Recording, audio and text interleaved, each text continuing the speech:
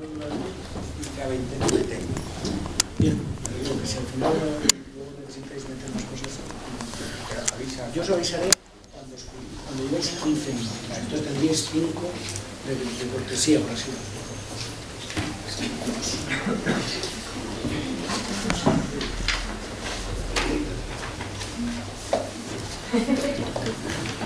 Buenas tardes a todos y a todas. Y bueno, en primer lugar, muchas gracias por la invitación, sobre todo porque me ha dado la oportunidad estos días de darle máster, así, ¿vale? De darle un montón de vueltas a un tema que yo no había trabajado especialmente, más allá de lo que tiene que ver pues con la organización y mi participación en Ecologistas en Acción, ¿no? Por tanto, mucho de lo que voy a decir tiene que ver con la experiencia que he adquirido como militante en Ecologistas y por otro lado también pues con las reflexiones que he venido haciendo estos días después de hablar con algunos amigos y sobre todo con la Comisión de Educación de Ecologistas, ¿no? Son un montón de ideas casi para lanzar al debate, que tienen un montón de contradicciones y que son reflexiones que en ningún caso están acabadas, ¿no? En primer lugar, lo que nos venía a la cabeza, o me venía a la cabeza cuando hablábamos de si son necesarios líderes o no en este momento, es la confusión que suele existir entre liderazgo y líder, ¿no? Porque en cualquier organización en la que se participa, me parece a mí, existen responsabilidades, diferentes funciones, hay a veces necesidad de actuar como portavoz, hay a veces necesidad de representar, existen coordinaciones y todas esas funciones no tiene por qué realizarlas una persona. Es decir, que todas estas funciones que tienen que ver con el liderazgo pueden estar verdaderamente compartidas y en el caso de Ecologistas, por ejemplo, yo creo que hemos puesto en marcha y hemos probado, nos hemos atrevido y nos atrevemos a probar un montón de fórmulas diferentes que pasan por las rotaciones, por las coordinaciones o portavocías compartidas, con el hecho de repartir un montón de juego, ¿no? Con buscar también la flexibilidad en los modelos territoriales e identitarios, combinar un poco las tensiones que se producen entre los grupos locales que están en cada territorio y una organización confederal. Y yo creo que la clave para que funcionen siempre es el fuerte control que ejerce el conjunto de la asamblea, ¿no? El conjunto del grupo. Es decir, que la horizontalidad de alguna manera está organizada y está construida, no se deja no funciona si la dejas a su aire, ¿no? Y una cosa que nosotros y nosotras hemos aprendido en Ecologistas, ¿no? Es que esa forma de funcionar colectiva, basándonos en la construcción colectiva del pensamiento y con liderazgos compartidos, solamente funciona si la gente se lo cree por dentro y por fuera. Es decir, que tiene que estar el colectivo muy empapado de que es la mejor forma de organizarse para ser capaz de asumir las disfunciones y los conflictos que inevitablemente surgen, ¿no? Me planteaba yo también, pensando en esto, si existen organizaciones, ¿qué organizaciones conocemos que funcionen sin liderazgos conocidos hacia el exterior, ¿no? Y me venían a la cabeza algunos proyectos o algunas organizaciones. Está claro el caso del 15M, cuando surge, que es un movimiento que explícitamente rechaza el liderazgo personal, ¿no? Pero pensaba, por ejemplo, en el movimiento Ocupa, que es un movimiento potente que no tiene liderazgos conocidos.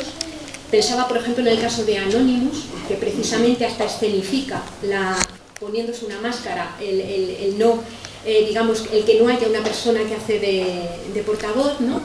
Y pensaba incluso en el caso de las empresas transnacionales, donde salvo algunos casos de liderazgos muy establecidos, muchas veces, muchas de estas empresas brutales que nos machacan la vida, no tienen delante caras conocidas que podamos de alguna manera identificar con su acción, ¿no? Es decir, que hay organizaciones que influyen y tienen poder que realmente no tienen, digamos, liderazgos externos o liderazgos hacia afuera que podamos establecer, ¿no? Y bueno, que está ahí también, ¿no?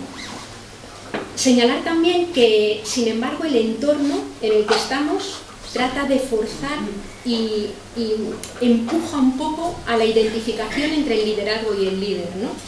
Pensaba estos días, por ejemplo, en el caso del movimiento zapatista, que nacía sin voluntad de liderazgos y cómo todo el peso social que había, sin embargo, encumbró al subcomandante Marcos hasta tal punto que se retiró de la escena porque no quería encarnar ese papel de liderazgo establecido, ¿no? Es decir, que el entorno en el que estamos, en cuanto identifica a lo mejor una persona que puede ocupar, los medios de comunicación fuerzan, los medios de comunicación señalan, ¿no? Por ejemplo, en la plataforma de afectados por la hipoteca no conocíamos líderes hasta el momento que se produce la intervención de Ada Colau, y todos los medios de comunicación de alguna manera identifican una persona como líder, ¿no? Y luego una cuestión que creo que tiene que ver con la forma de ser de los seres humanos tal y como nos construimos en estas sociedades, ¿no? Y es que tienes casi que vencer tu propio deseo, es la satisfacción que a veces tienes de sentirte reconocida por la sociedad que te rodea. Es decir, que yo creo que a veces también opera la tentación que tenemos de que nos mola que nos reconozcan como líderes. Lo planteo porque creo que son tendencias humanas, casi antropológicas, que están ahí también jugando algún papel importante, ¿no? Digamos que en el ámbito de lo pequeño, en el ámbito de los espacios, de los movimientos sociales que no son grandes por desgracia, o en el ámbito incluso de una comunidad, me atrevo a pensar un municipio, un barrio pequeño, yo creo que el tema de funcionar de esta manera, con gente concienciada y gente motivada, no sería muy difícil. Y yo quiero entrar un poco a algunos temas donde creo que el debate es más fuerte, o a mí al menos me genera más contradicción, que es qué pasa cuando hay un cambio de escala, cuando estamos hablando de la escala más macro, escala estatal, o incluso en el marco de economía globalizada, escalas más amplias. Y ahí quería señalar que las ideas que voy a volcar, que por supuesto no son nada, no esperéis ninguna cosa así como súper revolucionaria, ¿no? Pero se centran en una reflexión que yo quiero hacer situada en este momento y en este contexto, ¿no? Una reflexión situada en un momento de crisis global, ecológica, social, de reproducción social, de democracia, en un entorno de creciente represión, en un momento a mi juicio de tremenda vulnerabilidad social, de apisonadora y doctrina del zócalo bestia, en una sociedad fragmentada y muy desorientada, en un momento de quiebra de los relatos y de las utopías que permitían a una buena parte de los movimientos sociales de la izquierda entender el mundo y los movimientos de emancipación, ¿no? Y con una tremenda urgencia de cambio. Y señalo el tema de la urgencia porque en el plano de lo ecológico, ante temas como el cambio climático, el declive del petróleo barato, o algunos de los elementos que tenemos puestos encima de la mesa en cuanto a la reproducción material de la vida, no nos podemos permitir perder mucho más tiempo si pensamos en la emancipación y en el bienestar del conjunto de la población del planeta, es decir, de las grandes mayorías que poblan el planeta, ¿no?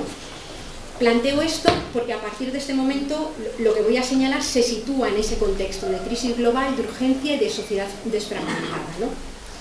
Y ahí, cuando hablamos de liderazgos, yo voy a empezar señalando lo que a mí me parece que son los riesgos, ¿no? Y un gran riesgo que creo es confundir la posibilidad de que exista, o sea, tener la tentación de tomar atajos, de pretender que un líder carismático, por muy majo que sea, por muy bien situado que esté, pueda ser el que pueda ayudar a conducir un movimiento digamos, a una especie de victoria que pueda cambiar la situación, ¿no? Desde luego, si pensamos en los movimientos fascistas, que ahora mismo también están en un momento de reorganización y de emergencia, los riesgos de que puedan existir líderes carismáticos y mesiánicos que sean capaces de movilizar las peores emociones, el miedo, la impotencia, la rabia, la desorientación, puede conducir a situaciones peligrosas. Es decir, eso se ha dado en la historia y yo creo que es algo que tenemos que tener en cuenta, ¿no? Es una sensación la que se vive ahora de tremenda incertidumbre y yo creo que las personas en nuestras sociedades toleramos muy mal la incertidumbre y la tentación de buscar a alguien que te dé la receta barata, que te quite el miedo y la incertidumbre está ahí, ¿no? Y yo creo que es un elemento importante. Y además han sido líderes, los líderes más de corte, digamos, fascista, que han sido capaces de movilizar esas emociones más simples y dar respuestas más simples. Pero ¿qué sucede cuando este planteamiento lo tienen movimientos que se presentan como de corte emancipador o como de izquierda? Y yo creo que ahí es donde tenemos el riesgo de tomar atajos que no son adecuados, ¿no? En primer lugar, la tendencia que ha existido y que la hemos visto pues a veces en partidos políticos que concurren a las elecciones, de buscar líderes con carisma, digamos, que realicen casi una operación de marketing para convencer a una masa electoral que vote con la pretensión de darle la vuelta a la situación, ¿no? En mi opinión, por mucho que haya un partido político con un líder carismático que tenga un programa innovador, atrevido, que vaya bien enfocado, en lo que a mí consideraría que estuviera bien enfocado, en este momento, con el cambio social en los imaginarios y en la forma de ver el mundo que necesitamos para afrontar los cambios que de verdad nos permitan salir de este atolladero, sería absolutamente inútil, en mi opinión, si no hay un trabajo de base que haya conseguido por lo menos adelantar en ese cambio de imaginarios. Es decir, yo creo que un partido político con mayoría absoluta, con el líder más mejor que nos podamos imaginar, que empiece a poner en marcha medidas de las que hay que poner en marcha, sin tener a la población apoyando, concienciada, emancipada y buscando de forma autónoma y activa ese cambio, a mí no dura ni 2 días. Porque el tipo de cambios que tenemos que hacer están en las antípodas de los imaginarios colectivos que hoy mismo pueblan la cabeza de la gente. Por tanto, a mí me parece un atajo que es erróneo, ¿no? Es un atajo erróneo porque además es muy vulnerable, y es que los grandes medios de comunicación tienen muy fácil machacar a un líder, desprestigiarlo y hundirlo. No ha sido la primera vez que se ha producido. Si no se lo cree por dentro y por fuera este líder, nos podemos encontrar con desviaciones importantes, es decir, que derive por otro lado diferente, ¿no? Y luego pues estamos mucho más sujetos a procesos de manipulación. Y a mí me parecería muy lamentable que un proyecto de izquierdas innovador y potente, transformador, fracasara por falta de apoyo de la propia gente que en un momento dado lo vota, porque no ha habido un proceso de transformación real, ¿no? Ese es un tema. Por tanto, si yo entrara un poco a la parte de cómo a mí me gustaría que fueran las cosas, ¿no? Me haría la pregunta, ¿cómo hacer para que grandes masas despolitizadas, para que un montón de gente que ve el mundo, en mi opinión, de forma absolutamente errónea, fuera de la realidad, y que persigue cosas imposibles en el plano material y que no pueden conducir de ninguna manera a una sociedad igualitaria y emancipada, pudiera cambiar, ¿no? Para mí hay un trabajo de base que es central, ¿no? Y creo que ahí los movimientos sociales en los últimos años han dado pasos importantes, construyendo experiencias alternativas, construyendo más organización de base y tal. Pero en mi opinión eso no es suficiente. Quiero decir, yo creo que los retos que afrontamos, sobre todo si queremos cambios ya, y cuando digo cambios ya, me refiero a que a mí, que se suicide una señora porque no puede pagar 900 euros, que la mitad, una cantidad enorme de estudiantes no puedan acceder a la universidad, que haya gente que no puede, le colocan libros de texto si no puede estudiar, que haya gente desahuciada, o sea, me parece que es un drama que no podemos esperar a empezar a intentar resolver hasta que hayamos conseguido cambios esenciales, ¿no? Entonces, ahí sí que me parece que me encuentro con la contradicción entre la urgencia de actuar por el drama social que vivimos ya, además del ecológico, y la necesidad de ese cambio más de fondo, ¿no? Por tanto, me parece que además hay que hacer otras cosas. Yo creo que una cosa que los movimientos sociales y en general la izquierda hace mal, muy mal, es el tema de movilizar las emociones. O sea, yo creo que convencer a una buena parte de la sociedad de que se implique en un proyecto de transformación que tiene muchas posibilidades de salir mal, requiere movilizar un montón de emociones. No basta solamente con los argumentos y no basta solamente con dar razones. Y requiere movilizar no las emociones de la rabia, del miedo, de la de la impotencia, sino que requiere movilizar, y me vais a perdonar que lo diga así, requiere movilizar la capacidad de amor de la gente, de amor a las personas, de amor a la vida, y la capacidad de alguna manera de sacar lo mejor que tiene la gente, la capacidad que tienen los seres humanos de apoyo mutuo y de trabajar juntos para cambiar la sociedad. Y si en esa tarea tenemos que tirar y podemos utilizar a gente de nuestros movimientos que lo sabe hacer, creo que hay que hacerlo, con todas las cautelas, ¿no? Yo pensaba estos días en el trabajo que están haciendo, por ejemplo, Arcadio Oliveres y Teresa Forcades en Cataluña, yendo de pueblo en pueblo y de asamblea en asamblea, planteando y convocando gente para intentar de alguna manera aglutinar y conformar mayorías sociales que sigan debatiendo, que se sigan preocupando, que sigan pensando cómo transformar. Y me parece que es una imagen, la de Arcadio Oliveres y la de Teresa Forcades, que está bien empleada en este proceso, ¿no? Sobre todo cuando además anuncian que no se van a presentar a ningún proyecto electoral. Yo creo que en este momento, por esta situación que os comentaba de urgencia y de cambio que necesitamos ya y de situación de emergencia, nos hace falta tirar de todas las vías que tengamos. Está el trabajo de base, está todo el trabajo que tenemos que hacer en los barrios, en los colectivos, y si tenemos personas que son capaces de transmitir con credibilidad, con rigor, porque son capaces de explicar con buenas metáforas, porque son capaces de movilizar los sentimientos que antes os mencionaba, que pueden ayudar en esta tarea, creo que hay que hacerlo. Yo no los veo tanto como líderes políticos, sino como dinamizadores, ¿no? Cuando uno mira, por ejemplo, todo lo que ha escrito Paulo Freire sobre la pedagogía popular, y yo creo que ahora mismo la política necesita un proceso de educación popular brutal, habla del papel de los educadores para desvelar la realidad en la que vivimos y para ayudar a las personas a construir su propio discurso y su manera de salir adelante, ¿no? Yo creo que en esta tarea, si tenemos personas que pueden ayudar, es una vía que no podemos despreciar también, ¿no? En ese sentido, me parece que sí que nos tenemos que llenar de cautelas. ¿Qué cautelas? Pues que, en mi opinión, esos líderes, digamos, dinamizadores creíbles, solamente funcionan cuando forman parte de organizaciones creíbles. Yo creo que es imposible que una persona se pueda presentar y pueda dar una imagen de credibilidad si viene de una organización que no es democrática, de una organización que representa lo contrario de lo que de alguna manera pretende representar ante la gente que está, ¿no? Creo, por tanto, que las organizaciones tienen que protegerse muchísimo, muchísimo para que de alguna manera no se produzcan estas desviaciones. Y luego lo que me parece clave es que eso funcione en equipos. Yo me imagino perfectamente equipos de personas con cara, con nombre y apellido que pueden hacer este trabajo, ¿no? Me parece que esa dimensión colectiva, esa dimensión compartida, limitada temporalmente y que rote, puede generar también, multiplicar el movimiento, y me parece que es perfectamente legítimo, ¿no? Y luego además, por un último tema, ¿no?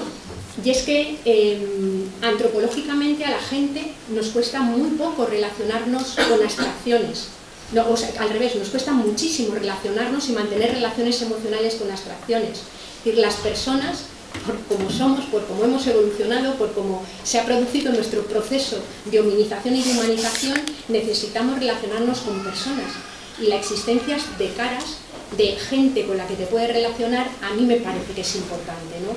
Lo que sí que creo es que eso tiene que estar controlado. Yo creo que los movimientos sociales tenemos experiencias de personas que han jugado papeles centrales sin acaparar poder, que han sido capaces de explicar sin apabullar, sin adoctrinar, y de esas experiencias creo que tenemos que aprender, ¿no?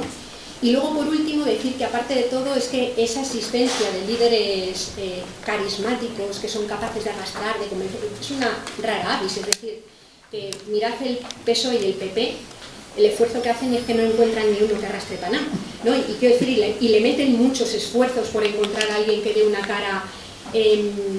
Yo, vamos, simplemente por terminar, o sea, que me parece que desde el punto de vista de nuestros movimientos, y si queremos dar este vuelco, tenemos que correr, y por ahí lo quería dejar, algún riesgo controlado con este tipo de cosas, porque estamos en un espacio de contradicción enorme,